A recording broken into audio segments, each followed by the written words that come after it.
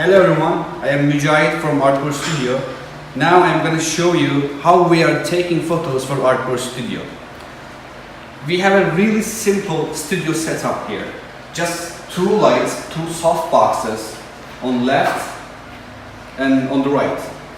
And the camera with a tripod, just a little bit of distance to subject, from the subject, and we are using always a little bit zoom. If you take the photo too much close to the object, you will see that perspective distortion lines. To get rid of this thing, we are using always zoom. So left light, left softbox is our main light. So the main light and the shadow light is left side from front view, for the front view perspective. So this light always more powerful than the right one. The right light is looking straight from the right, but the purpose of the right light is just softening the shadow a little bit and adding some reflection to the objects. As you see, we have a table, an endless table here, but we are always covering that background with a white paper. It's not plastic. White paper, because if you use paper, you're getting more realistic and more softer shadows with paper surfaces. So just take a look at our sample setup now. As you see the camera, we are just tilting the camera a little bit down to the object, not straight front view. If you make it completely 90-degree front view, you will lose perspective. So our point is that having this arch here and a little bit top of the item. So we want to see that part to give more realistic and depth of the field to the subject. Now I'm taking a sample photo like that. If you look at the screen, as you see, our main left softbox having a more light, more powerful light, and dropping shadow like this. It's not straight. As you see, it's going a little bit to the right side. Right softbox only adding some reflections and softening the shadow here. This is our standard front view perspective. So you may have different kind of subjects. Maybe a glass, maybe a surface is too much reflective. We have a sample for it. Let's take a picture of this black wine bottle. So I'm removing this item here and putting that black wine here. Okay. Now, as you see, there are some reflections on the bottle. This background reflecting on the bottle. For now, we're just taking photo for taking the shadow as a reference. Now I'm taking the photo, but as you see, there are lots of reflections that we don't want, but we will use that photo just to take this shadow. We need shadow reference. So for this kind of glossy and reflective items, we need two kinds of photos. One of them for shadow, one for the main item. Now for the main image, I have to use this kind of stand, transparent. As you see, it's completely transparent, and I'm just putting that stand here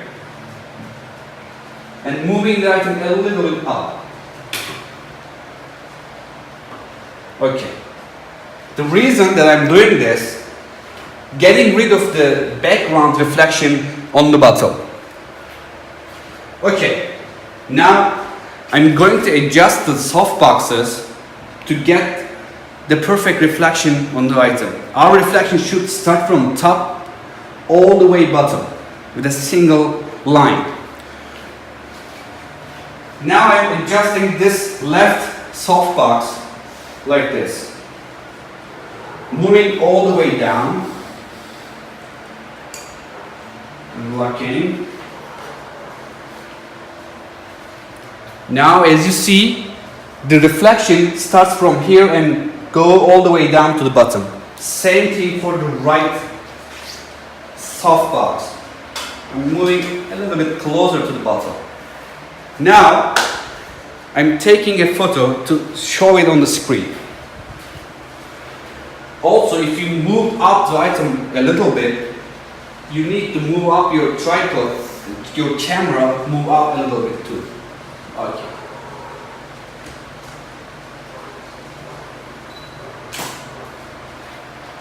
Now, look at this reflections. As you see, the reflection goes all the way, starts from top, goes all the way down to the bottom, and we don't have this ground reflection here, just pure black, as you see.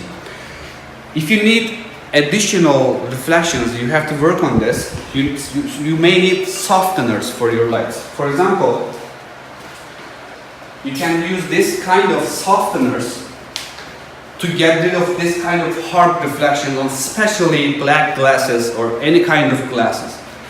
If you put this softener here like that, you will get more soft reflections on your item. Okay, already probably you know about these things. So that's the main setup for our front view perspective. Now I'm going to record another video for top view perspective. It's really simple. You only leave two soft boxes.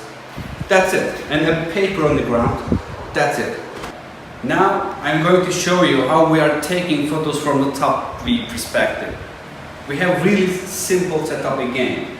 Again, the left softbox, our main light, and dropping the shadow to here, right bottom of the object.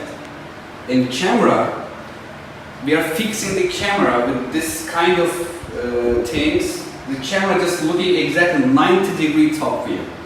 Again, a little bit zoom to get rid of the perspective distortion lines.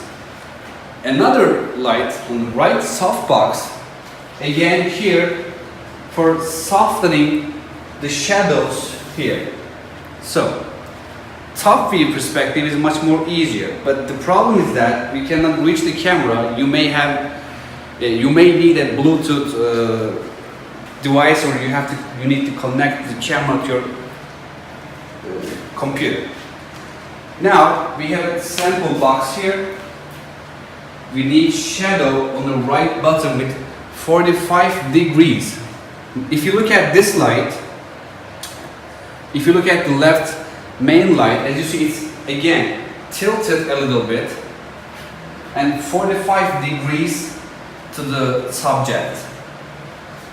Exactly opposite of that light, this right softbox, more softer again, less powerful again, just going this way and removing the hard shadow aids.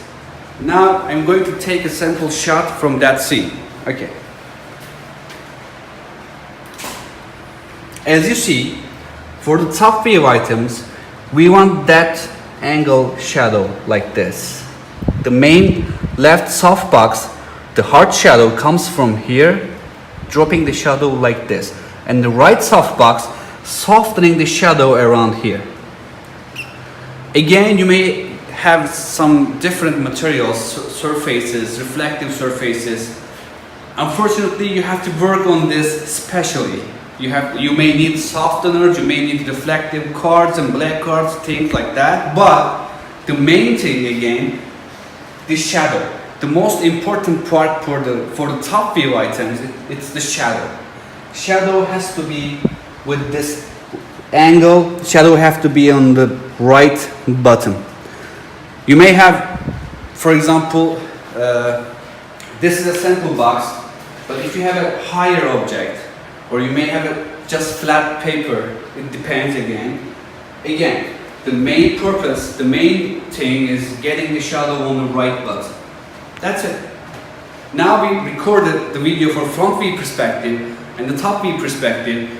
For Artboard Studio, many of the items may not fit according to our rest of the items in Artboard Studio, but the main thing is shadow, and the reflection.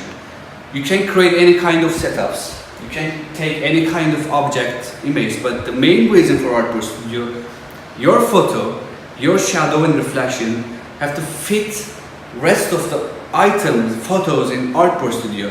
And also we are sometimes having some really different objects, surfaces or different setups. If you have this kind of problems, just firstly take the photo for shadow, then you can create your own composition. You can change light positions, angles, and you can add reflections, cardboards, anything. But we need two kind of images, one for shadow, one for the main image. That's it. Thank you so much. See you soon.